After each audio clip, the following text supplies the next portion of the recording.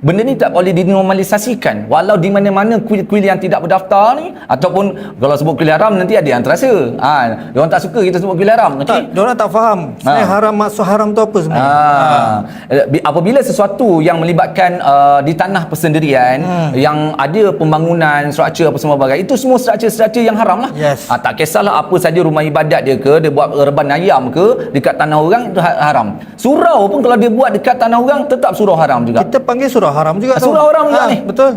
Kalau masjid pun ini masjid haram lah ni. Ya. Sebab Kita kena cakap dibina di tanah orang. Tanah orang tanpa izin. Betul. Tanpa izin. Itu yang ramai bangsa India ni tak faham. Maksud haram tu apa? Kan? Dibina di atas tanah orang. Itu maksudnya. Bukan agama itu haram. Kan? Jadi kita masuk secara perundangan. Ya. Memang kebenarannya ada. Jadi saya difahamkan dia orang nak saman fail mahkamah lah